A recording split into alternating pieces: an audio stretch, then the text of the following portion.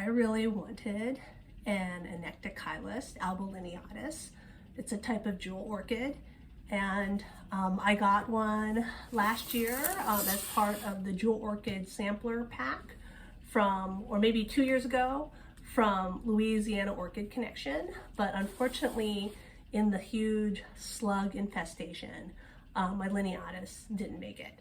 Or maybe I didn't get it from them. Maybe I got it from High Desert Orchids 3 years ago when HDO still existed. But so I knew Louisiana Orchid Connection had them, and I went there because I was like, maybe I'll get a flask of them. So I got a flask of Macotes petola and Macotes sanderianum, and they have done really well, and I have managed to keep the slugs out of them mostly. And so I thought I'll get a flask of the albolineatus, and then I'll sell the extras and I'll keep one for myself. So I ordered, it was available on the website, and then right before shipping, like, I get this message saying that my package has been updated, and the flask of the albolineatus is now not there anymore because it's sold out. And I'm thinking, okay, I wanted the Anoectochilus albolineatus, and then I got just 2 other flasks. I felt kind of weird getting just 1 flask. And so the others were just, they're things I'm interested in, but I didn't really want them.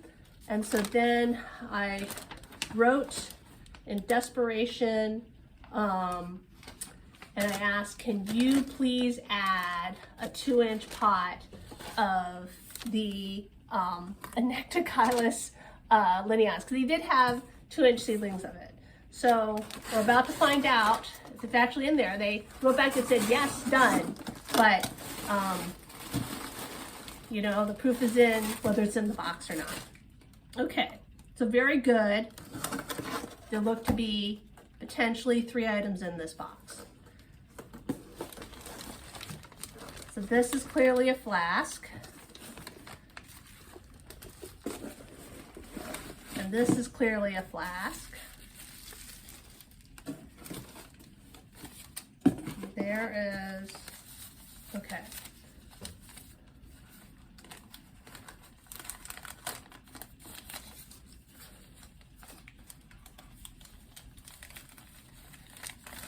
I need to figure out how to pay him for this. Maybe I can just order it again on the website. He didn't send me an invoice. Because that was great. That was awesome. I unwrapped it and it just fell. Okay, yes. Okay, here's an Anoectochilus albolineatus. Maybe they reversed the refund. So let me go back. I will check, because the flask is $80 and, you know, one of these was $16. And Pinto's here, and he is eyeing my albolineatus like it's some kind of snack. Don't eye it.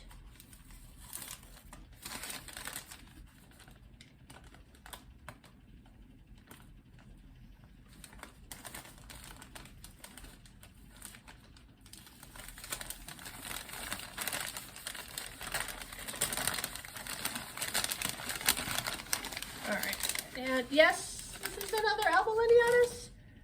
Yes, this is another Anoectochilus albolineatus. So I think I finally figured out how to grow jewel orchids. I basically grow them sitting in water. I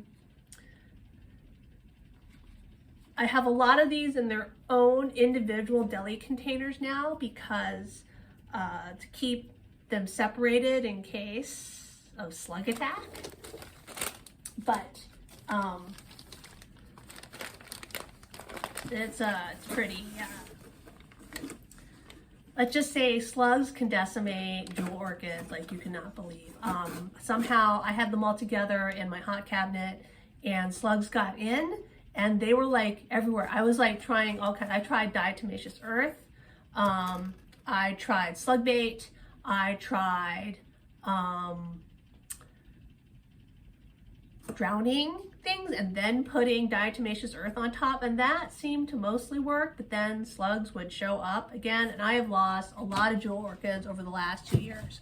So last year I got the flask of Macotes Matola and a flask of Macotes sanderianum from Louisiana Orchid Connection, and I've been keeping them separate.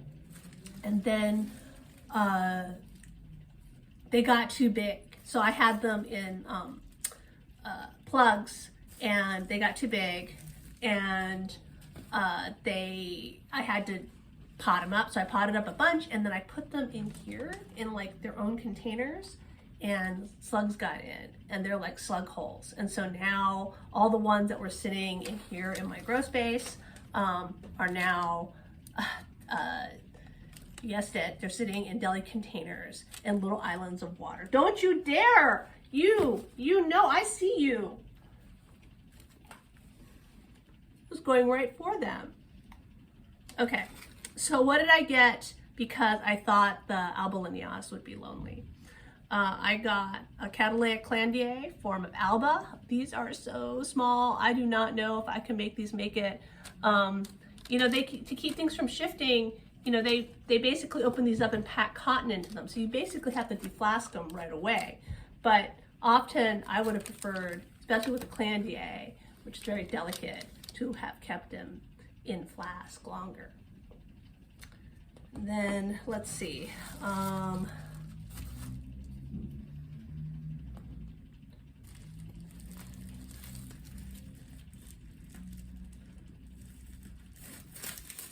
For Mr. Pinto, he had to have a benign cyst removed, and he has a big scar on his chest. And so I want to be nice to him and let him stay, but he is totally trying to eat my jewel orchid. Okay, and then this is a Cattleya prestans concolor.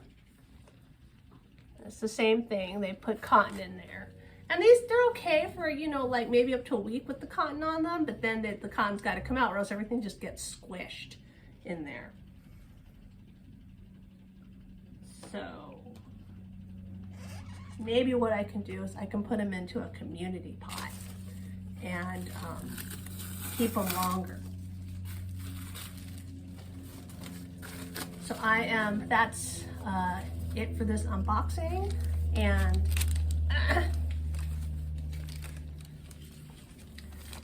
I'm gonna stop recording so that Pinto doesn't eat my orchids.